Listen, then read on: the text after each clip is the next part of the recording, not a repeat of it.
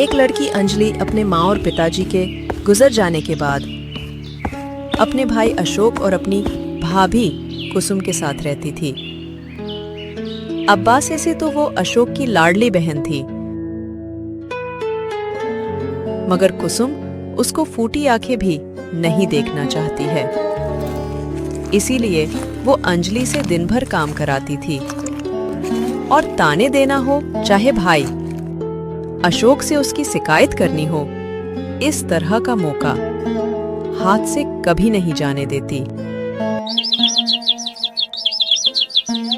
अगले दिन की सुबह का समय।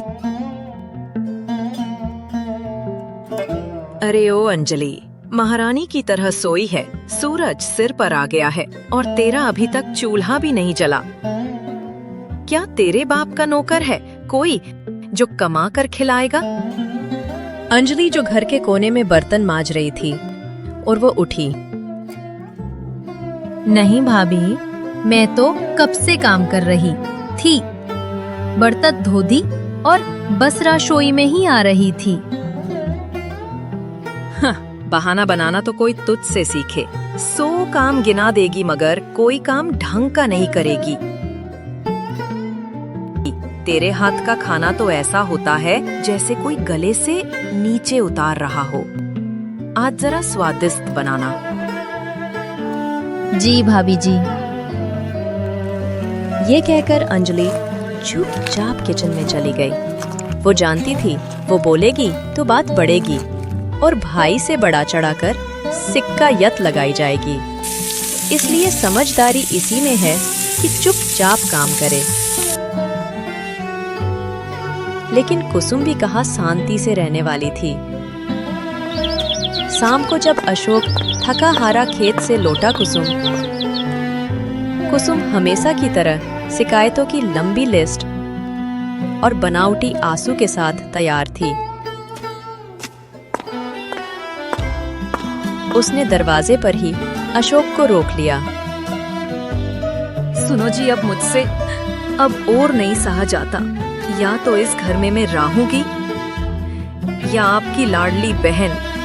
आज तो इसने हद ही कर दी। क्यों, क्या हुआ? क्यों हर बार कलेश करती रहती हो तू? अरे पूछिए अपनी बहन से। मैंने पड़ोस वाली सुमन काकी के घर खीर बना कर दिया था। इस लड़की ने जानबूझकर उसमें नमक डाल दिया। मेरी कितनी बेइज्जती हुई आपको अंदाजा भी है? क्या नमक खीर में? हाँ जी, और जब मैंने कहा तो मुझे ही आंखें दिखाने लगी। घूरती है ऐसे जैसे मुझे कच्चा चबा जाएगी। कहती है मेरा जो मन करे गाँव में वो करूँगी। आप ही बताएं मैं क्या करूँ? कहा है वो मैं समझाता हूँ उसे। अशोक गुस्से में जाता है अंजलि के पास। अंजलि, ये सब क्या हो रहा है? आज तुमने खीर में नमक क्यों मिलाया? भैया, मैंने ऐसा कुछ नहीं किया। मैंने तो चक्कर खीर दी थी, तब तो ठीक थी। देखो देखो, ये झूठ बोल रही है आपके सामने भी। अरे जवान तो देखो, इसकी केची की तरह चलती है।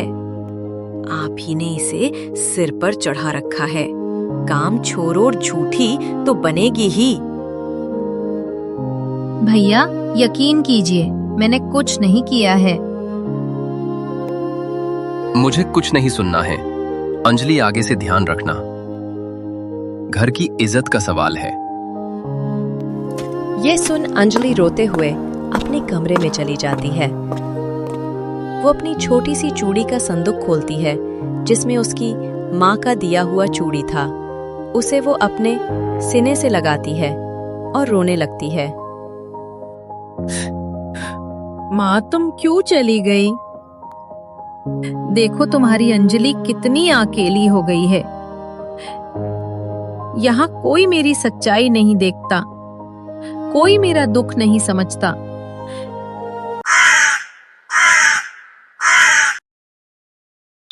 अगले दिन की सुबह। कुसुम, मैं खेत जा रहा हूँ। दोपहर तक लौटाऊंगा। अंजलि का ख्याल रखना। ठीक है जी, आप बेफिक्र रहो, मैं उसका ख्याल रखूंगी। अशोक के जाने के बाद कुसुम ने अंजलि को उठाया। चल उठ, बहुत सोली, अब जा कुएं से 2 घड़ा पानी लेकर आ। और सुन, आज कोई गलती हुई तो तेरी टांग तोड़ दूंगी। अंजलि चुपचाप घड़ा उठा कर कुएं की ओर चल दी। रास्ते में उसे कोमल काकी मिली। कैसी है रे अंजलि? कल तेरी भाभी मिली थी, बड़ा नाराज थी तुझसे। क्या बात हो गई? सब ठीक है ना? अंजलि ने कुछ नहीं बोला, बस एक छोटी सी मुस्कान दे दी। बेटी में सब समझती है। तेरी माँ मेरी सहेली थी। तू हिम्मत मत हारना। तेरा भाई भला आदमी है, बस पत्नी के चढ़ाने पर कभी कभी बुद्धि खो देता है। उससे बैठकर बात करेगी तो तुझे जरूर समझेगा। अंजलि को काकी ने थोड़ी सी हिम्मत दी। उसे लगा कि दुनिया में कोई तो है जो उसे समझता है। अंजलि पानी भरने लगती है, मगर घर लौटते ही एक तूफान उसका इंतजार कर रहा था। कहाँ थी तू इतनी देर से? जरूर रास्ते में किसी से गप मार रही होगी। चल अब जल्दी से खाना बना और सब्जी भी काट, मुझे बहुत भूख लगी है। हाँ, और हाँ, आज जरा भी गलती हुई ना तो देख लेना। अंजलि ने कुछ नहीं कहा और जल्दी जल्दी रसोई की तरफ जाने लगी। तभी अचानक पानी का मटका नीचे गिर जाता है। अरे और बर्बादी करने वाली लड़की, ये क्या किया तूने? सारा पानी गिरा दी। भाभी पैर फिसल गया, जानबूझकर नहीं गिराई। अब बहाने भी बनाएगी। आज मैं तुझे सबक सिखा के रहूंगी। कुसुम ने अंजलि को खूब जोर जोर से मारने लगी। भाभी मत मारिए, माफ कर दीजिए, आगे से नहीं होगा। लेकिन कुसुम नहीं रुकी। थोड़ी देर बाद अंजलि घर के कोने में बैठकर सिसक सिसक के रो रही थी। तभी बाहर से आवाज आई। कुसुम, पानी देना जरा, मुझे बहुत प्यास लगी है। अशोक की आवाज सुनकर कुसुम घबरा जाती है। अरे आप आज जल्दी आ गए। आज ज्यादा काम नहीं था खेत में। ये कहकर अशोक अंदर आया और अंजलि को कोने में रोता देख ठिठक गया।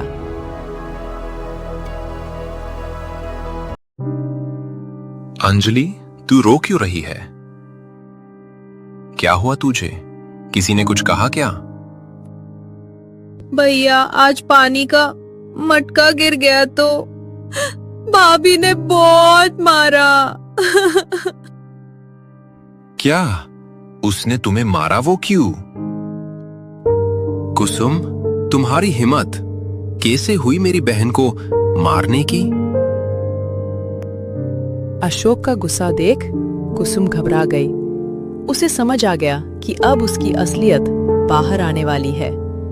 तभी उसके दिमाग में शैतानी ख्याल आया। नहीं नहीं जी, मैं तो इसे थोड़ा डांट रही थी। बच्ची है, ना समझाना जरूरी होता है। मारना और समझाना अलग होता है। कुसुम, ये मेरी बहन है, नौकरानी नहीं। हाँ, मारा मैंने, लेकिन ऐसे ही नहीं मारा मैंने। तेरा क्या मतलब है कुसुम? साफ साफ बोल। तुम्हारी बहन अब वैसी नहीं है जैसी तुम समझते हो। आज मैंने अपनी आंखों से देखा, ये गांव के लड़के के साथ छुप छुप के मिलती है। आज तो मैंने इसे रंगों हाथों पकड़ लिया। क्या? ये आप क्या कह रही है भाभी? ये झूठ है भैया, मैंने कुछ नहीं किया। झूठ बोल रही हूँ। देखो अशोक, जब मैं बोली तो मुझसे ये जवान लड़ाने लगी। अब तुम ही बताओ अशोक, गांव में हमारी क्या इज्जत रह जाएगी? ये तुम क्या बोल रही हो कुसुम? तुम मेरे बहन के बारे में? मैं झूठ क्यों बोलूंगी? तुम्हारी बहन हाथ से निकल चुकी है। इससे पहले कि ये घर से भाग या कोई कलंक लग जाए, मैं कहती हूँ इसकी शादी कर दो। भैया मेरी बात मानो, मैंने कुछ नहीं किया। भाभी, आप अपनी गलती छुपाने के लिए मुझ पर इल्जाम लगा रही है। देखो देखो कैसे झूठ बोल रही है। अब इस उम्र में यही सब करेगी क्या? मैं तो कहती हूँ शादी ही इसका हल है। जल्दी से इसकी शादी कर दो ताकि हमारी इज्जत बची रहे। लेकिन शादी कैसे रिश्ते? कहाँ है? मेरे पास एक बहुत ही अच्छा रिश्ता आया है। तुम कहो तो बात आगे बढ़ाएं। रिश्ता किसका? मुखिया जी के घर से आया है। क्या मुखिया जी के घर से हमारे अंजलि के लिए? हाँ, उन्हें अंजलि बहुत पसंद है। हमारी लड़की की सादगी और उसके तौर तरीके सब कुछ देखा है उन्होंने। कुसुम, मुझे तो अभी तक यकीन नहीं हो रहा है। कहा वो लोग कहाँ? हम एक गरीब किसान के घर की लड़की? महल में सच में भरोसा नहीं हो रहा है। कभी किस्मत भी साथ देती है अशोक। और अब जब इतना अच्छा मौका मिला है तो मैं कहती हूँ कल ही उन्हें बात आगे बढ़ाने के लिए बुला लूं। ऐसा है तो चलो बात कर लेते हैं। लेकिन न कुसुम, सब ध्यान से करना एक बार। शादी की बात पक्की हो गई तो पीछे नहीं हट सकते। हाँ, आप बेफिक्र रहें, मैं सब संभाल लूंगी। गांव में एक बड़ी सी कार आई। उस कार से उतरे गांव के मुखिया, उम्र में 40 के पार।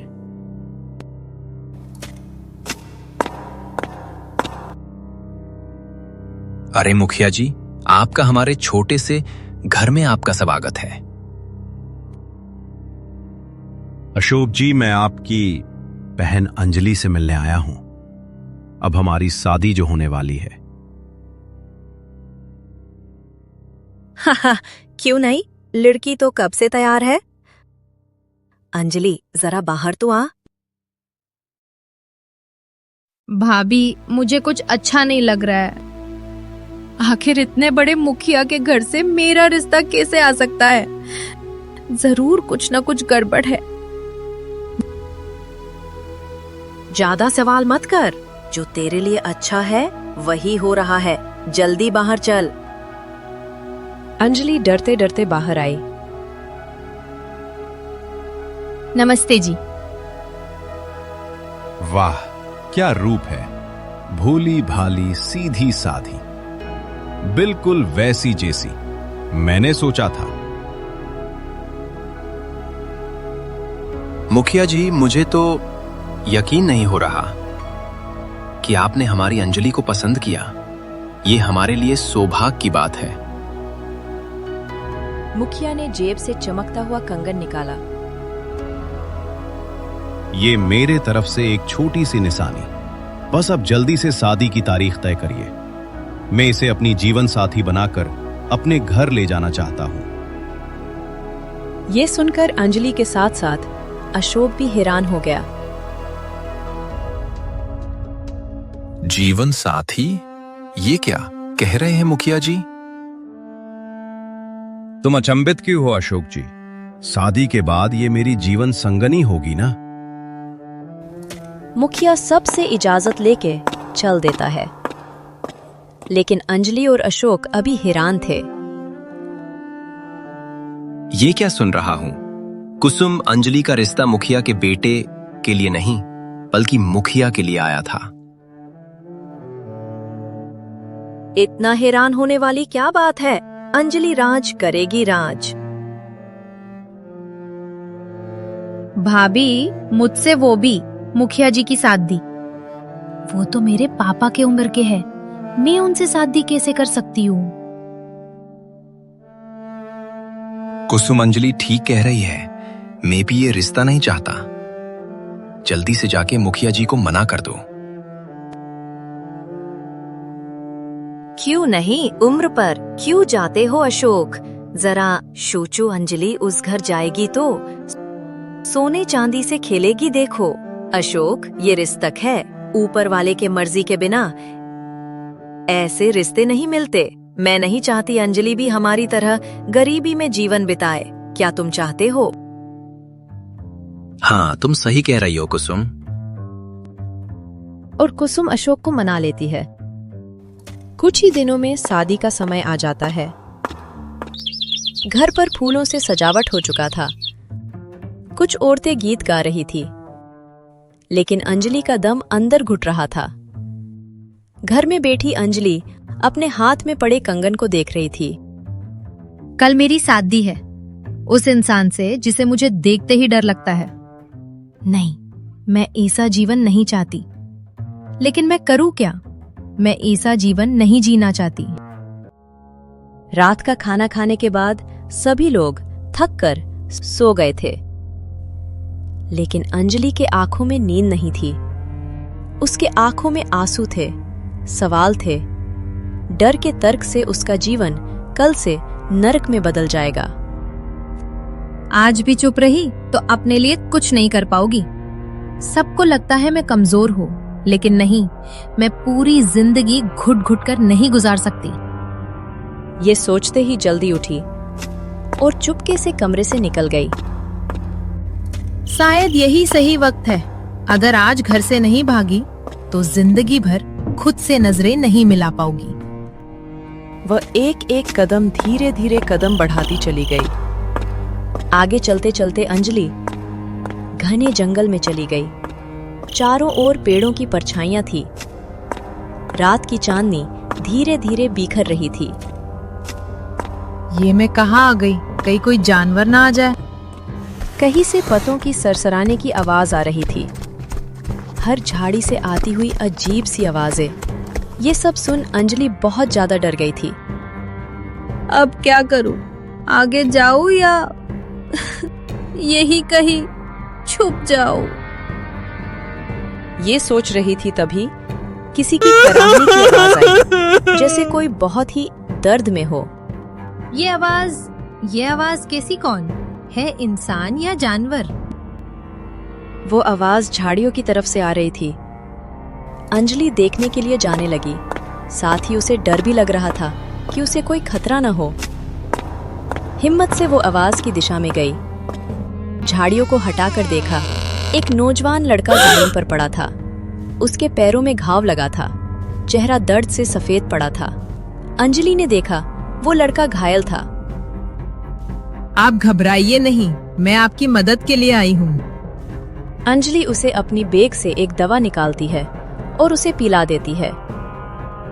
तभी उसका शरीर दर्द से सिहर जाता है और वह उठकर बैठ जाता है। तुम्हारा बहुत बहुत धन्यवाद देवी। तुम कौन हो देवी? इतनी रात को इस भयानक जंगल में क्या कर रही हो? मैं अंजलि हूँ। मैं यहाँ अपने किस्मत से भाग कर आई हूँ। किस्मत से मैं कुछ समझा नहीं। मेरे भैया भाभी मेरी शादी एक बूढ़े से मुखिया से करवा रहे थे। आज रात को मेरी हल्दी थी और कल शादी। मैंने समझने की बहुत कोशिश की, लेकिन किसी ने मेरी बात नहीं मानी। ऐसे में मेरे पास घर से भागने के अलावा कोई और रास्ता नहीं था। उस अजनबी के आंखों में अंजलि के लिए सहारा उमड़ आया। तुम कहाँ जाओगी? क्या तुमने सोचा है? मुझे नहीं पता कि मैं कहाँ जाऊंगी। बस इतना जानती हूँ, मुझे उस नरक में फिर नहीं जाना। वो अजनबी लड़का कुछ देर चुप रहा और फिर बोला, अगर तुम्हें कोई ऐतराज नहीं है तो क्या तुम मेरे घर चल सकती हो? आपके घर? मगर मैं तो आपको जानती भी नहीं हूँ। आप कौन हैं? यहाँ इस जंगल में कैसे पहुँचे? मेरा नाम सम्राट है। पास के राजे का ही रहने वाला हूँ यहाँ कुछ काम से आया था। अंजलि को उसकी आंखों में सच्चाई नजर आई और वो उसके साथ चलने के लिए तैयार हो गई। दोनों वहां से चल देते हैं। अब रात धीरे धीरे खत्म हो रही थी। चारों ओर सूरज की किरणें बिखरने लगी थी, जैसे पूरी कायनात अंजलि की नई सुबह का स्वागत कर रही हो। दोनों धीरे धीरे एक बहुत ही बड़े महल के पास पहुंचे।